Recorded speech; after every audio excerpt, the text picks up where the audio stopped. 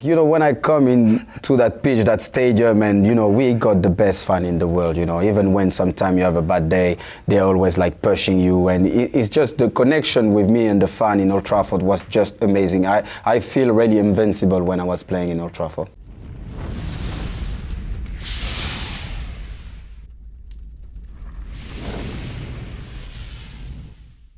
Hi guys, welcome to Full Time Devils. I am Adam McKola. He is Patrice Evra. We are here for Full Time Devils and of course UNICEF. Patrice, amazing to meet you. Nice First to meet of all, you too. before we get stuck into these questions, you watch Full Time Devils, you were saying? Yeah, I watch FullTimeDEVILS, and to be fair, like he hurt my heart, you know, when you go and start to interview people around the stadium, especially when we lose games. And yeah, it's hard to watch Full Devils right now. There have been a few good times, of course, and you're going back to Old Trafford. We've been speaking about how much you've missed the place, but how excited are you as well to be playing there? It's my home. Like, I have a little story, you know. Even one day I'm so in love with that pitch, and I cut a little piece of grass and I ate it. I'm being really serious. What's the thinking behind that?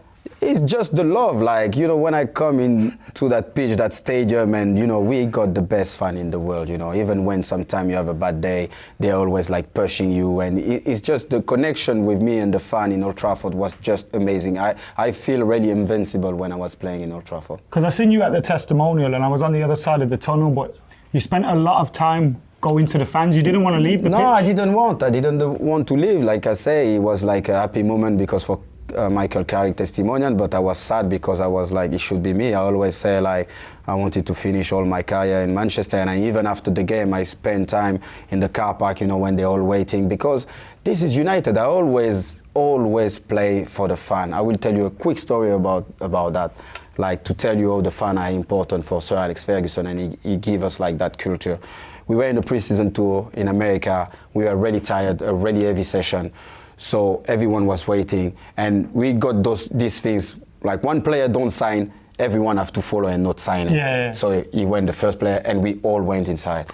And, you know, I was like this on the bus, and I looked through the window and I see Sir Alex Ferguson signing each autograph. I was like, guys, we're in trouble. He came in the bus and he started to give the hairdryer to everyone. What the hell you think you are about? Like swearing, and what? Get out of this bus, and now you're gonna sign each autograph to each fan. And we have to get out, and we signed like more than 100 autographs. But to tell you, like, oh, the fan are important. I never play for this club, and that's why I think we're so connected with the fan, because I never cheat. I never play for United to get famous or for the money. It's really for those fans. I was like really connected, and especially like Sir Alex Ferguson was making sure when if someone was not behave with them. That's a great story, especially because I can't imagine the kind of pressure you must feel, because everywhere you go, Paddy, and it's easy to miss an autograph or miss a signature. No, yes, of course. Yes, of course, but I think like they deserve, like they will wait, you see they come at the stadium, you know, the best moment with the United fan I had is when we lost 4-1 against Liverpool at home. And they were like 8 points in front of us. So I say after the whistle, because in France normally when you lose, you know, against the rival, you're gonna get boo. Whistle. They start singing United. I went to the turn, my head I remember was down. So Alex Ferguson come and he wasn't upset. He said, can you hear that, guys? So we have to make sure we win the league for them. And at the end of the season, we win the league for them, and I always remember that, you know. We've got here the book of 08, which you've kindly signed for us. Was this team in 2008 the best Premier League team of all time, do you think? You know, every team, I think it's different generation, you know, but to be fair, like, it's the best ever team I've played myself, so after I will let people to judge that.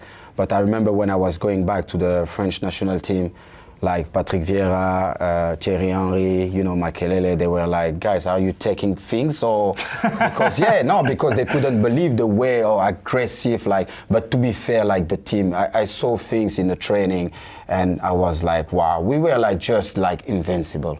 And yeah, I can say we were like the best team I ever seen. Because I feel that team's better than 99. And one of the things that I don't want to fight. No, but one of the things that frustrates me about that season was the Portsmouth game at Old Trafford. Please, don't Ronaldo talk. that was a penalty, man. Yeah, but don't talk about this because I will tell you one thing, and you can check in one picture. I will post it. And I had like the Champions League, the league, and that cup were missing. And trust me, all the night I didn't celebrate that much because I was like so sad I didn't win that cup. And especially, I remember, I think Rio getting goal, penalty. Rio winning goal, you know, Krishak got sent off. This, because for me, that year we should do the treble. And that was like, you know, I was happy, but to tell you, and people were like, Patrice, are you serious? Like, my family, you don't smile? I said, I'm not smiling because something is missing here. So I'm glad you. No, it's true, but it's like, it. because you never got that, you can't categorically say it's better than 99, but in some areas I do think it was. Yeah. If you had to pick one player, we've heard Roberto Carlos is playing and Usain Bolt, one player from this team that you could have played with at United, who would it be from Soccer Aid? Easy, Roberto Carlos. I will say, wait, and it's not because I'm a good friend of Usain. I will say Roberto Carlos, but I will say Usain because Usain is he's so humble, and for the love, the dedication, the passion he has for this team. Trust me, you don't understand. Like, I remember when he was like just world champion. He just win like the 100 meters, and he was like, I think a UNICEF dinner in Manchester. He came with his shirt. He go around each player.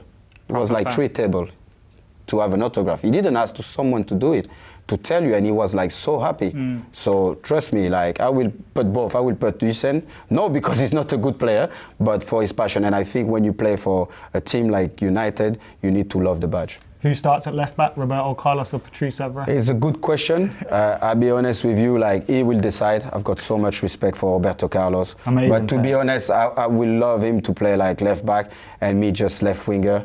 And trust me, that left side is going to be on fire. That's dangerous. We should start praying for the England team. I don't know who is plays on the right side. Yeah, but trust me, I hope he's already David training. Beckham, it doesn't matter. I don't know if it's David or I don't know, but trust me, like me doing like some 1-2 with Roberto Carlos, I just can't wait. You're going to be throwing in the skills, step everything. The pressure's on if you got Roberto Carlos behind you. Ben, trust me. I love Roberto Carlos. Don't embarrass us out there, Paddy. I will never. Actually, Roberto, we play like the quarterfinal of Champions League with Monaco, and when I win against him, for me it was such an achievement. But more than that is when he had an interview long time ago, and he said, "Yeah, after Patrice Evra, I think the one can match me is after myself, the only one can match me is Patrice Evra." And it was like for me such a. Well, you went some way to doing that, and you absolutely gave us some amazing memories along the way. Even that 30 seconds in Bayern Munich is up there as well. I know. But thank you for your time. Guys, make sure you check out the UNICEF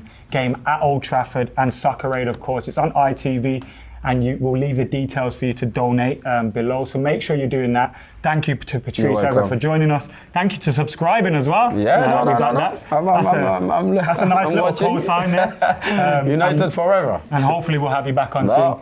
You're welcome. Have a nice day.